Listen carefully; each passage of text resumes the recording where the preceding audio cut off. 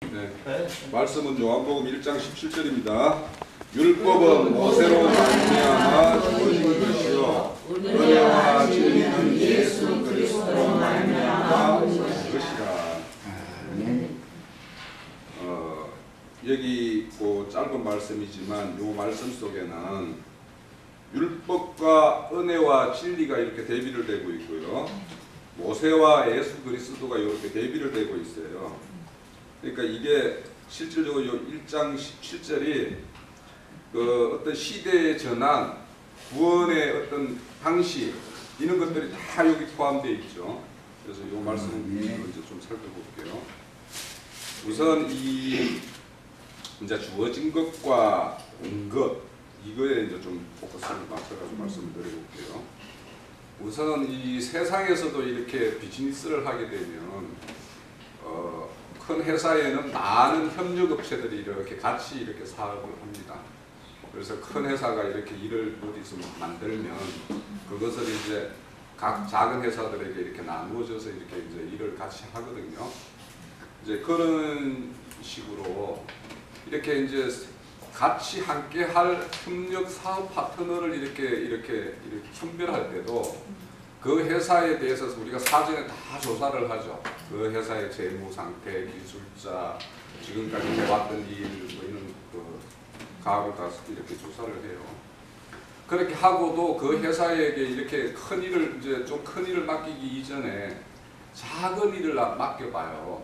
그래서 작은 일을 맡겨보고 이 회사가 우리와 함께 이렇게 동업자적으로 이렇게 일하기에는 합당하게 이 일에 대해서 이렇게 대처하고 행하는구나 이런 것이 확인됐을 때 이제 다음에 이제 큰 일이 있을 때 이제 그 업체에게 이렇게 맡긴단 말이죠.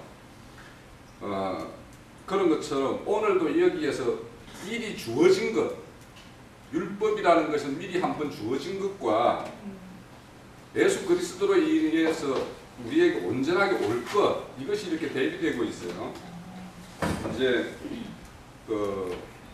아까 우리 전시회관에도 참 재밌는 말씀을 이렇게 같이 나눴는데 이 우리 교회 시대가 이 혼인 시대가 아니고 혼인이 있기 전 어떤 약혼 신랑과 신부가 서로 결혼을 약속하는 약속의 기간이란 말이죠. 그러면 이제 이 혼인 이렇게 보면 유대인들의 어떤 혼인 예식에 보면 신랑이 신부에게 와서 청혼을 해요. 그럼 그 청혼을 그걸 신랑으로서 이렇게 함께 할 것인가 말 것인가 이 선택권이 사실 신부에게 있어요. 그러니까 오늘날 우리의 어떤 신앙의 어떤 복음도 예수 그리스도의 어떤 그런 어떤 행하심을 우리가 믿음으로 영접하여 받아들일 것인가 말 것인가가 우리에게 달려 있어요. 그러니까 이런 것이 한마디로 말하면 예정론이다라는 게 이제 사실은 이런 걸로 봐도 허상이라는 게 이제 드러나는 것이죠. 그러니까 어떤 예수님이 이렇게 청혼을 했어요. 그 청혼을 이제 신부가 받아들였어. 그러면 이제 약혼 기간이 1년으로 이제 대략으로 이제 설정을 하는데 그때 신랑이 와서 신부에게 뭔가를 주고 가요. 정표로. 그죠? 이 신부의 어떤 정표를 주는데 우리 누가복음 15장에 보면 그 10드라크마의 비유가 있죠. 그 드라크마 이게 이제 그 하나의 어떤 그 신랑이 신부에게 혼인 예식의 어떤 미리 준 어떤 선물로서 이렇게 주어지는 것인데 그것을 잘 간직해야 되는 거죠. 신부는 신랑이 다시 와가지고 이 신부가 나의 신부감인지 아닌지는 당신이 주고 가신 그 선물을 잘 간직하고 있는지 없는지 이거에 따라서 이제 이 신부를 알아보는 거예요. 신랑은. 그런데 이제 거기 보면은 한 드라마를 잃어버려가지고 막 이게 다 찾고 있는 어떤 그런 것이 있죠. 그런 것처럼 이렇게 미리 주어지는 거란 말이에요. 그러니까 이 율법이라는 거는 하나님께서 온전히 주고자 하는 것이 아니고 이제 온전히 주고자 하는 거는 나와 함께 혼인을 해서 이제 한 집에 한 식구로서 사는 것이 최종 목적이지 선물을 서로 주고받으면서 서로 떨어져서 이렇게 그리워하고 이런 것이 하나님의 목적이 아니란 말이에요. 그런 것처럼 이렇게 이제 율법을 한번 이렇게 미리 주어져서 이자가 이 율법을 가지고 어떻게 신랑 된 사람을 올 때까지 이렇게 기다릴 것인가 이런 것을 이제 사실은 하나님은 보고 있는 거예요. 그런데 이제 유대인들이 어떤 실행을 했냐면 그렇게 미리 한번 주어진 신랑이 이제 정표로서 주고 간 이것을 잘 지켜 행함으로 인해서 그 신랑에게 좋은 어떤 그 신부감으로서 어떤 평가를 받고 싶어하는 것이 이게 이제 유대인들의 어떤 행색이었죠. 그래서 이제 실질적으로는 하나님께서 이 율법을 주는 이유는 이제 율법에 보면 대표적인 게 뭐예요? 성전이 있고 또 성전에서는 제사를 지내죠. 제사를 지낼 때는 그 이제 제물을 갖다 드리는 것이고 그리고 안식일, 절기 이런 것들이 다 이제 율법의 한 어떤 큰 어떤 그 캐테고리를 이루는데 이런 것들을 통해서 하나님이 이 신부가 뭘 바라고 어떤 것을 깨닫기를 원했는지 이걸 알지 못하면 유대인처럼 이걸 잘 행함으로 인해 가지고 하나님이 기뻐하실 것이다 라고 생각을 했는데 사실 그걸 이제 행하면서 말이죠. 이제 우리 율법은 우리 그 로마서나 갈라디아서 이런 데 보면 제 아래 가두는 거라고 그러죠. 그죠? 그리고 또 이 불순종에 이렇게 가두어서 하나님의 국류를 입혀주기 위해서 이렇게 율법을 줬다라고 이야기도 하고요. 이렇게 이제 죄를 깨닫게 하는 것이었는데, 그러니까 제사 지낼 때 그 희생제물을 이렇게 잡을 때 그 희생제물을 보면서 나의 죄가 저와 같다라는 것을 깨닫고 나의 어떤 자복과 회개 이런 것이 나한테 일어나야 되는데 유대인들은 이것을 열심히 이제 더 열심히 행하는 거예요. 자기가 지금의 형편은 비둘기 잡을 수 있지만 나중에 좀 형편이 좋아져서 내가 양 잡고 뭐 소 잡고 이런 것을 이제 그 사람들은 어떤 신앙의 목적으로 삼다 보니까 하나님의 어떤 율법 준 의도와 저는 다른 방향으로 갔다 이 말이에요. 그런데 이제 그렇게 해서 이렇게 모세를 통해서 우리에게 된 율법의 어떤 목적이라는 것이 이와 같은데 이런 것들을 오늘날 우리는 어떻게 하고 있는지 이를 잘 살펴봐야 되는 거예요. 그럼 유대인들은 그렇게 희생제사를 지내는 들로서 하나님이 기뻐 받으실 거다라고 생각을 했는데 우리는 어떤 제사를 지내고 있는지 어떤 걸로 하나님을 기뻐하실 거라고 생각을 하고 있는지에 대해서 오늘날 왜 그 일반 기독교계의 어떤 그런 실행들이 하나님으로부터 책망받을 짓인가라고 하는 것에 대해서 우리가 이 시점에 오늘날 교회의 어떤 실상을 바라보면서 그걸 발견하지 못하면 구약을 통해서 유대인들이 하나님의 책망받은 것이 우리와 아무 상관이 없어요. 그러면 이제 그런 것들을 우리가 한번 생각을 해봐야 되고 그러면 이제 여기에 보면 거기와 이제 율법과 대비되는 게 은혜와 진리예요. 그러니까 은혜라는 건 그저 주는 것이죠. 그런데 진리는 우리가 쟁취하는 건가요? 우리가 막 진리를 어떻게 우리가 찾아서 막 이렇게 하는 건가? 그러니까 이게 왜 은혜와 진리가 이렇게 짝 맞아가지고 하나님께서 이렇게 온 것이라고 이야기하는 건지. 그러니까 지금 오늘날 교회의 많은 부분에서는 뭐냐면 은혜와 진리에 이르려고 막 이렇게 열심을 내요. 그죠? 그러니까 우리의 어떤 신앙이라는 것이 그런 식이면 나의 열심에 의해서 은혜의 세계와 진리의 세계가 더 풍성해질 거라고 생각을 한다면 유대인들의 오류와 똑같은 오류를 범한다 이거예요. 네? 은혜와 진리는 오는 거예요. 나를 어떻게? 나를 비우면 내가 나를 꽉 채워가 있으면 빈틈이 없는데 어떻게 옵니까? 그래서 나를 부인하고 나를 부인하는 그 가운데에서 하나님과 어떤 동행한 삶이 일어나고 그 동행한 삶 가운데에서 은혜와 진리는 이렇게 부어지는 거죠. 우리가 이렇게 성경 말씀을 보다 보면 그러니까 유대인들은 뭐냐면 짐승 제사를 지냄으로 인해 가지고 내 죄는 항상 씻겨졌다라고 생각을 하는 거예요. 그러니까 의롭다라고 생각하는 거예요. 나는 의인이다. 나 제사 지내가지고 내가 지금 뭔가 부족하고 내가 잘못했던 부분에 대해서 내가 제사 지냄으로 해서 난 씻김을 받았기 때문에 나는 의인이야. 이렇게 생각을 했기 때문에 그들 스스로 의롭다고 하는 자가 되어버렸단 말이에요. 스스로가. 그런데 우리는 의롭다 함을 여김을 받아야 되는 거죠. 그렇죠? 예.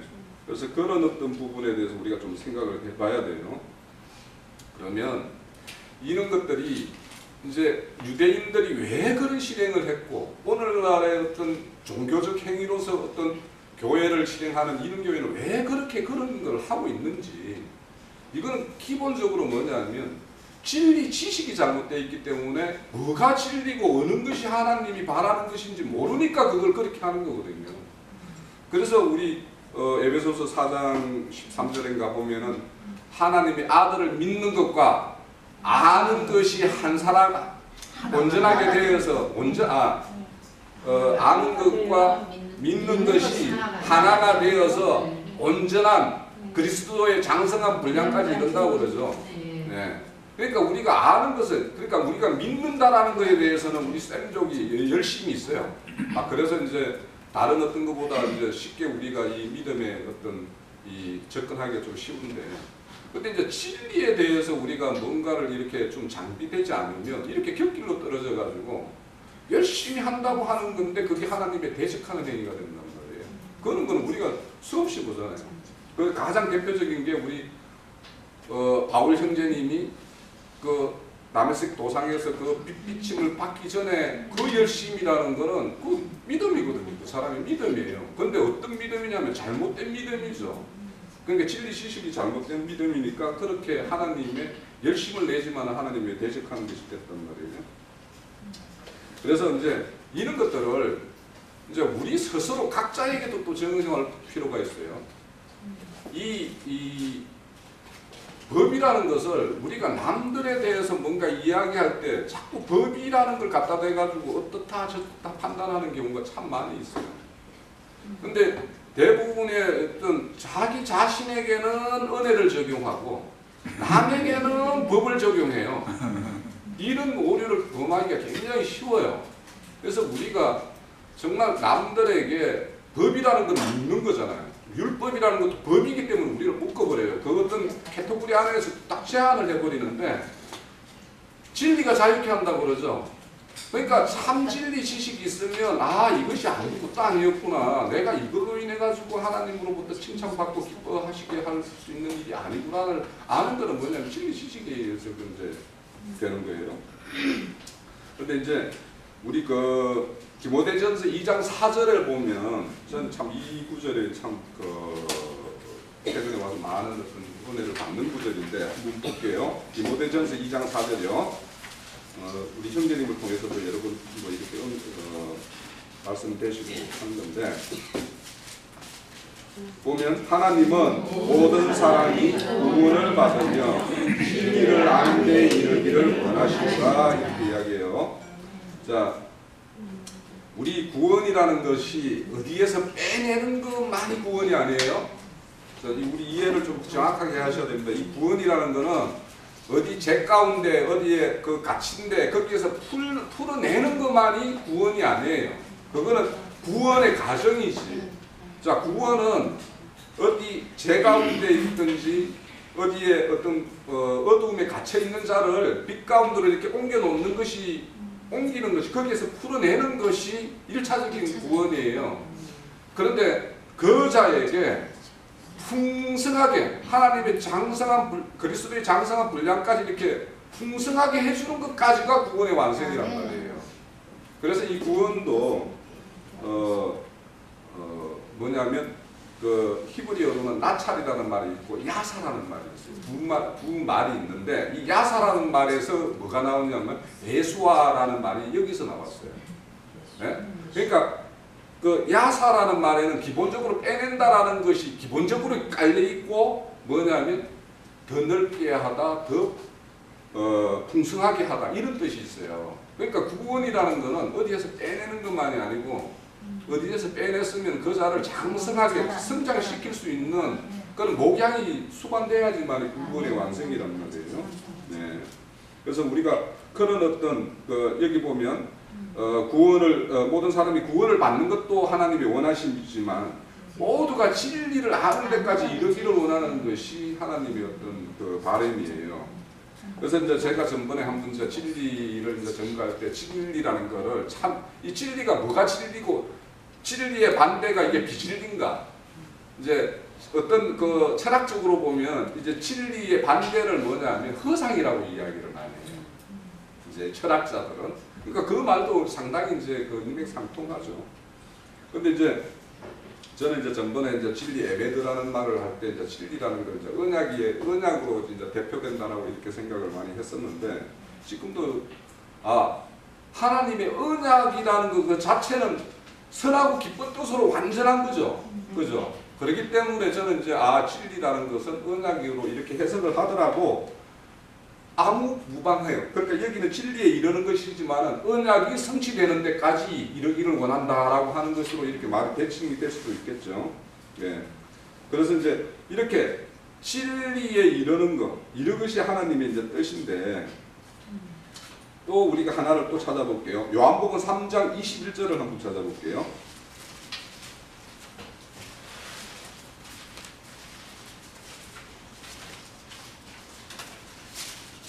자, 진리를 쫓는 자는 빛으로 오나니 그 이는 그 행위가 하나님 안에서 행한 것임을 나타내야 하리라. 예.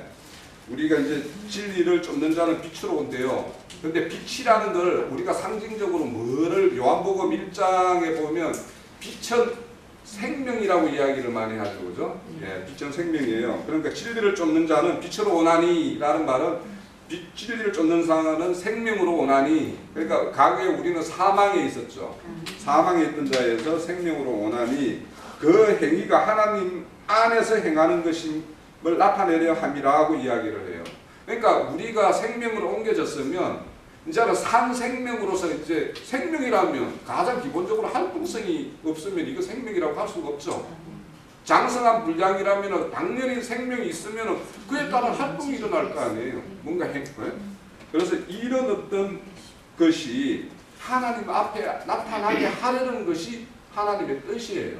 그러니까 우리가 그냥 생명 주는 걸로만 뜻이 아니고, 하나님은 그 우리가 생명 받았으면 그 생명력을 이 세상에 펼쳐내기를 원하시는 거예요. 그러니까 그 생명에 의해서, 그 생명된 자들에 의해서 펼쳐지는 그 세계가 하나님의 나라고, 그 자들이 모두가 이루어내는 것들을 다 이렇게 끌어모으면 그것이 하나님 나라고 하나님의 백성이 될 것이고, 그 어떤 이루어지는 나라가 되겠죠.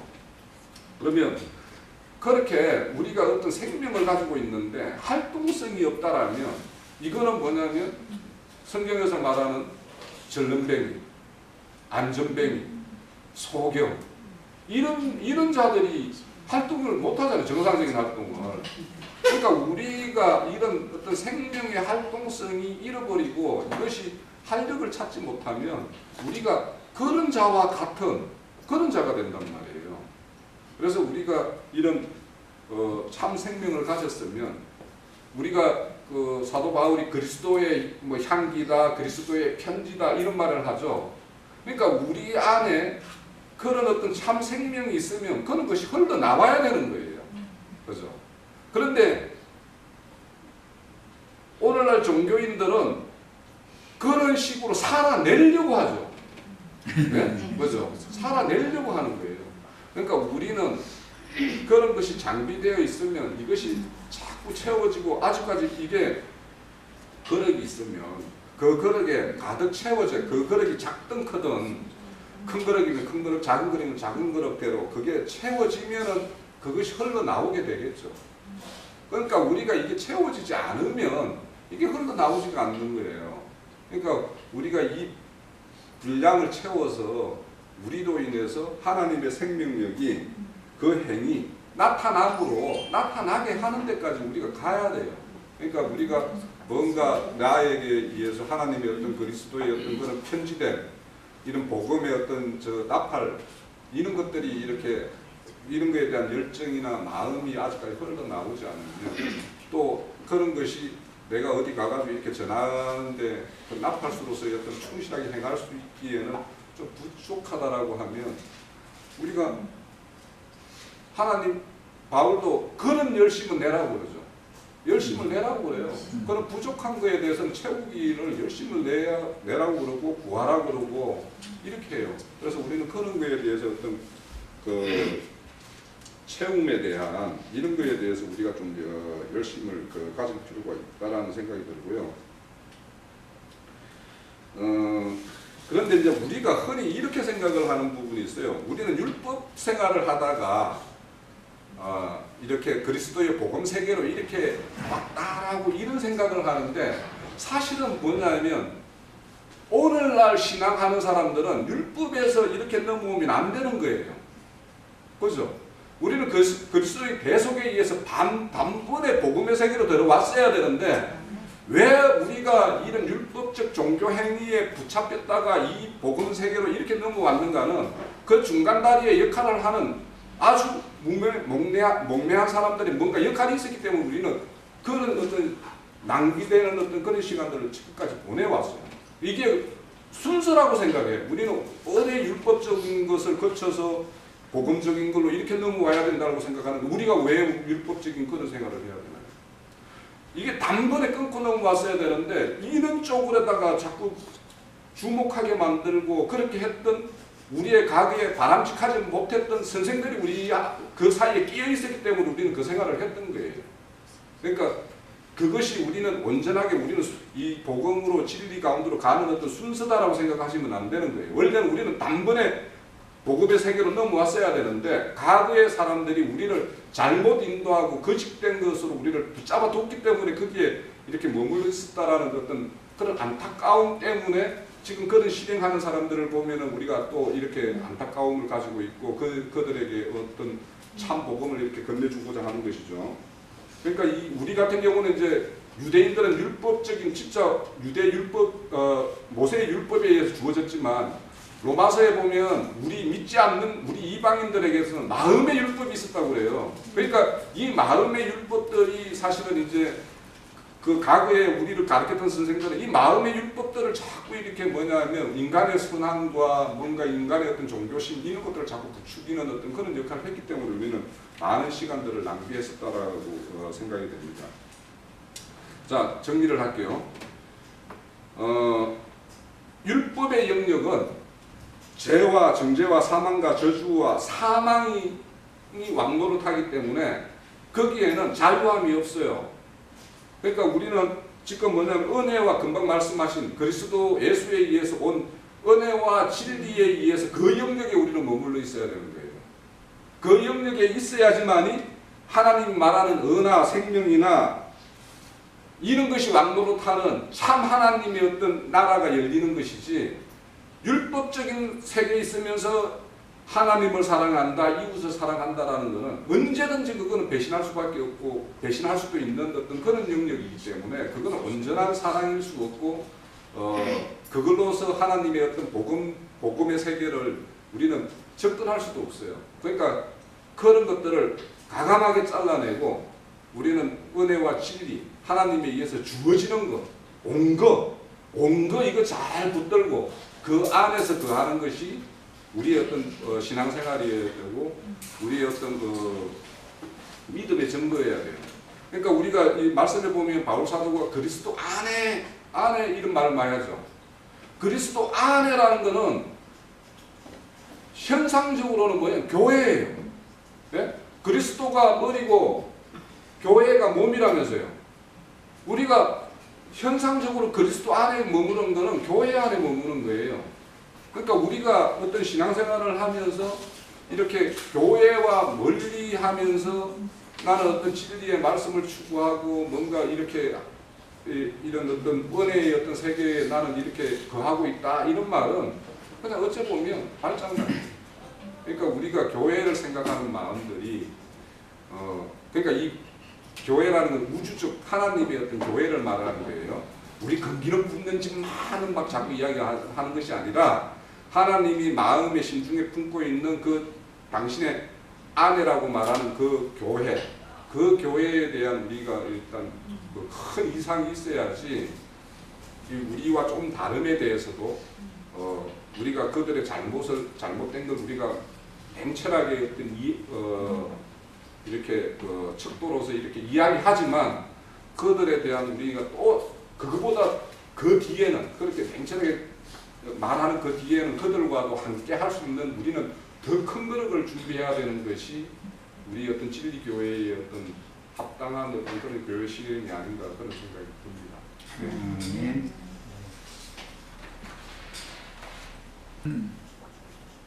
그건 주신 거죠. 그런데 그건 보증물이지 실물이 아니다라는 거예요. 율법이라고 하는 것은 보증물인 거예요. 이건 어디서 이게 나오는 말이냐면은 유다가 다말에게 들어갈 때 창녀로 알고서 내가 너에게 들어가길 원한다. 그러니까 그러면 화대를 내라. 그러니까 지금 내가 현금 가져온 건 없고 말하자면 이제 실물은 없고 약속만 내가 하마. 그럼 뭘 주려고 그러는데 그러니까 염소 새끼네 주겠다. 그러면 염소 새끼 안 갖고 왔다고 그러니 뭔가 보증물을 내야 할 거 아니냐. 그러니까 그 보증물 그럼 뭐를 주구마. 그러니까 당신의 도장과 도장끈과 지팡이를 나한테 맡겨라. 그러고 들어와라 했다는 거예요. 염소 새끼는 약속된 실물이죠. 약속된 실물이 실상으로 나타나는 게 은혜와 진리란 말이에요. 은혜와 진리가 오기까지 율법은 다만 보증물로 주신 것이란 말이에요. 보증물로. 율법 시대에는 보증물만 옛 언약이라고 하는 것은 하나님이 이제 약속이니까 이게 야곱이 유다가 다말에게 약속한 거죠. 지금 내가 현품은 없고 다음에 주겠다. 그럼 외상하는 거죠. 외상 말하자면 뭐 어떤 여자에게 들어가는데 외상도 성경에는 또 그 외상이 있어 그것은. 염소 새끼 지금 내가 끌고 오지 않았으니까 염소 새끼를 내가 한 마리 주겠다. 그러면 당신 빈문으로 왔다며 내가 그걸 어떻게 믿냐 그 말을. 그 이제 약속을 안 믿는 거지요. 그 말은 뭐 증품이 있어야 뭐 믿을 만한 뭐 담보물이 있어야 뭐 대체 뭐 다음에 분명하게 염소 새끼 준다는 확증을 붙잡아야 되잖아요. 그러니까 그 보증물을 다고 그런 거예요. 그 뭘 주랴 그러냐. 당신이 현재 가지고 있는 걸로 다고. 그게 뭐냐면 도장과 도장끈과 지팡이 세 가지였죠. 그것이 율법이란 말이에요. 율법. 모세를 통해서 이스라엘 백성들에게 보증품으로 준 거예요. 보증품으로. 실제 실물은 뭐냐면 예수님이란 말이에요. 예수님이 세상 죄를 지고 가는 하나님의 어린 양이라고 그랬지만 실제는 죄가 되사 죽기 때문에 염소로의 약속이 된 거란 말이에요. 예수님은 육체로 오셔서 죽어야 되잖아요. 그러니까 염소를 이제 약조를 한 거예요. 이게 말씀이 육신에서 오신 분은 유다가 다말에게 들어가기 위해서 내가 지금은 외상이고 다음에 내가 염소 새끼 주겠다. 그러면 염소 새끼를 받으려면 뭔가 담보물이 있어야 되잖아요. 이거예요. 그래서 그럼 보증품이라도 내놓고 들어와라. 그랬더니 뭘 줄게. 그러니까 당신이 현재 가지고 있는 지금 염소는 현재는 없다니까 현재 가지고 있는 거를 내놔라. 그랬더니 그럼 그게 뭔데? 그러니까는 도장과 도장끈과 지팡이 이 세 가지를 요구를 했어요. 다말이. 그런데 도장이라는 게 성령의 인침을 상징하는 것이죠. 도장끈이라는 건 하나님과 사람 사이를 연결해주는 생명이신 그리스도 생명줄이단 말이에요. 하나님의 성령과 나의 심령 사이를 연결하는 것이 도장끈이잖아요. 끈. 성령의 인을 나에게 지금은 성령의 인을 쳐주셨는데 언제까지? 몸의 구속의 날까지 성령으로 인쳤다. 이러잖아요. 그러면 그게 연결성이 끊어지면 안 되잖아요. 그 도장 줄이 그래 필요했었던 거예요. 그래서 도장끈, 도장만 주는 게 도장끈도 하고 그리고 지팡이라는 것이 믿음으로 이것을 확고하게 붙잡아야 되거든. 모세나 아론에 주신 그 지팡이 하나님의 지팡이인데 그걸로 홍해바다도 가르고 막 능력과 이적도 행하고 애굽에서는 10가지 재앙도 행하고 막 그러잖아요. 지팡이라는 게. 야, 그러니까 그것이 바로 이 세 가지 항목에 다 예수님을 상징한 거다 그런 말이에요. 예수님이 오실 때 그럼 염소 새끼로 오는 실물로 오는데 그럼 어떻게 오느냐? 은혜와 진리로 오신다 이거예요. 때가 차면.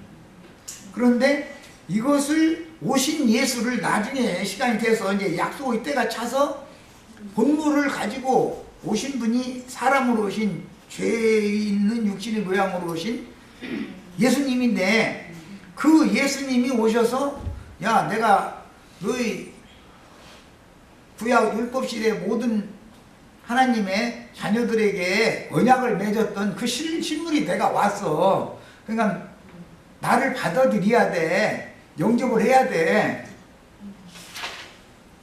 내가 지난번에 4,000년 동안 외상으로 너희에게 사랑했는데 이제 그거 진짜 약속한 대로 갚아주러 왔어. 그러니까는 이 사람들이 구멍을 쳐다보고 뭘 몰라보는 거야.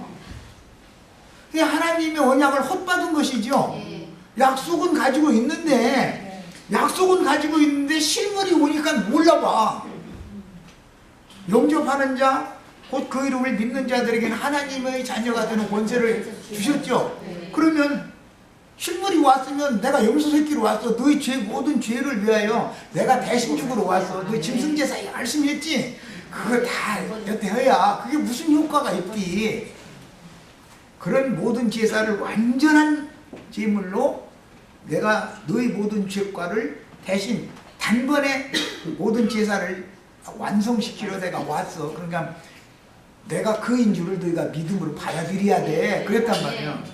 사랑하는 약혼한 남편이 와가지고 혼인하러 와가지고 야 내가 약혼 기간에 너 얼마나 보고 싶었는지 아냐? 저 장모님 저 빨리 허락 받고 우리 잠깐 저기 놀러 가자 하고서는 놀러가지고 데리고 나와가지고 자꾸 뽀뽀져야 자꾸 그렇게 하면 받아줘야 돼. 튕겨야 돼요. 튕겨야지.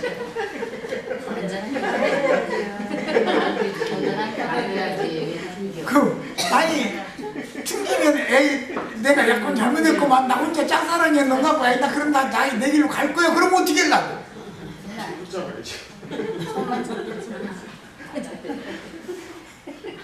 야 우리 장인어른 장모님한테 허락은 내가 받을 테니까 우리 둘이 잠깐 어디 놀러 갔다 온다고 할게. 허락 설마니 허락 안 해주시겠냐. 그러지 허락을 받았어. 그러고서는 그럼 잘 갔다 와 해가면서 뭐 여기도 좀 주고 가서 맛있는 것도 사 먹고 재밌게 놀다 와 그랬더니 아이 난 안 갈 거야. 난 친정아버지 친정엄마 살 거야. 막 이렇게 나가면 안 되지. 아니 실물 가지고 오는 그분이 뭐냐 이거야. 지금 이게 요한복음 내용이잖아요. 이 일이 오늘 형제님 증거한 것처럼 율법 교회 시대에도 자칭 유대인들이 지금 이 짓을 하고 있다 이거예요. 그분의 신을 죄인된 육체에게 부어가지고 그분의 신의 말씀을 증거하는 종들을 보내가지고 여러분 헌약속 붙들고 있지 말고 실물이 지금 여기 오셨으니까 내가 증거하는 말을 나를 받아들이라는 게 아니라 이 영을 받아들여라. 그럼 받아들여야죠. 튕기면 돼요? 하늘 아버지와 교회에게 내가 잠깐 내 약혼자 데리고 놀러 좀 나가겠다. 허락은 받아놨으니까 걱정 말고 여기까지 다 주셨다. 그러니까 놀러 가자 그러면은 같이 가서 재밌게 뭐 맛있는 거 사 먹자. 그러자고. 너 뭐 먹고 싶냐? 나 이거 먹고 싶었다고. 당신 사주기를 얼마나 기다렸느냐고. 이래야 뭐가 재미가 있지. 아니 나 친정아버지 영월 살 거라 해가지고 튕기면 나 안 나갈. 집에서 우리 집에서 나 한 발짝도 안 나갈 거야.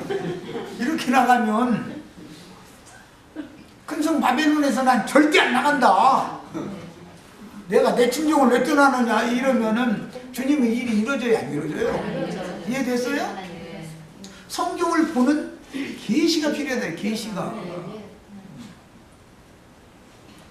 이게 은혜와 진리가 실상인 것인데 은혜와 진리, 은혜의 성령, 진리의 성령이라는 말이 그래서 나온 거예요.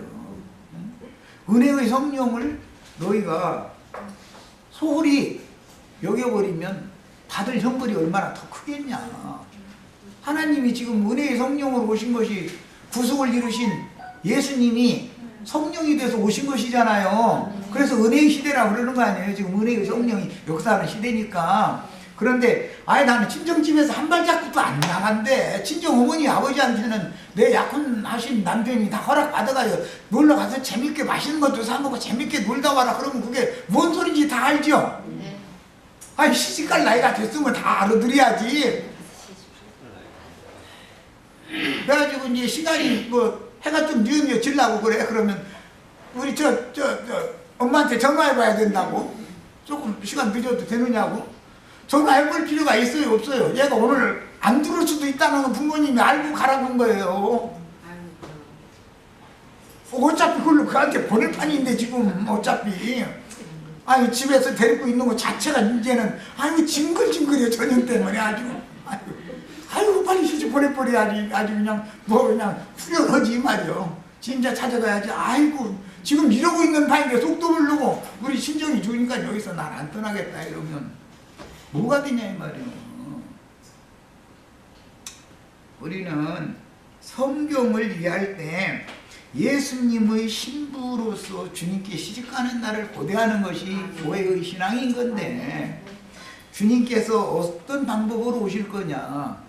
주님은 은혜의 말씀, 진리의 말씀, 생명의 말씀을 맡은 종들을 보내서 지금 신랑이 당신에게 오시기를 원하고 당신 그렇게 만나기를 원했는데 이제 때가 돼서 희년이 왔잖냐. 시집갈 때가 됐잖냐. 이거 해방받을 때가 친정살이 그만하고 이제 영원한 위에 있는 예루살렘 신랑 집으로 가야 되는 때가 왔다. 신랑이 지금 당신 데일로 오고 있는 중이다 하고 외치면은 아멘 하고 맨발 벗고 나가서 막 해야지.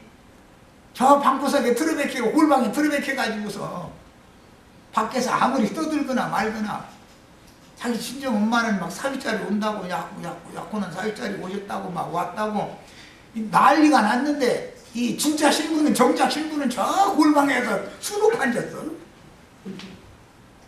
언제까지 숨을 건데? 그 신랑이 이제 골방까지 와가지고 아 그동안에 잘 있었느냐고 나왔네 나 그러면은 목소리는 비스무리하기는 한데 누군지 나 잘 모르겠고 문 열어주면 안 된다고. 아니 혼자 떠들으라고. 나 여기 있겠다고. 그 라우디게아 교회가 그거죠. 신랑이 문 밖에서 문을 두드리는데 문을 안 열어준다는 거 아니에요 지금. 왜 그래요? 교만해져가지고 나는 부여하여 부족한 것이 없고 아무것도 부지런하고 우리 친정이 이렇게 부자인데 친정보다 시댁은 몇 수억 배로 부자요. 거기 가가지고서 주인 노릇 여주인 노릇 하는 것이 좋지. 왜 이 시궁창 같은 세상 나라 세상 교회에서 뭐가 그리 좋다고 골방에 들어박혀가지고 죽는 날까지 바느질만 하고 앉았을 거예요? 여기까지서 마치겠습니다. 계시가 필요하다. 믿음 생활이라는 것은 계시가 필요한 거예요. 왜? 하나님은 영이시고 우리를 데려간다는 영의 세계로 데려간다는 뜻이니까 육의 세계를 떠나야 되는 것을 사모해야지. 육의 세계 그 중에서도 골방 썩은 냄새 풍풍 나는 예배당 그 골방 중에서도 아주 흥미진 골방이죠. 다른 말씀에 보면 그 창녀가 그거죠. 몸파는 흥미진 방이잖아요. 거기서 안 나오겠다고 그러면 되냐 이 말이에요. 마치겠습니다.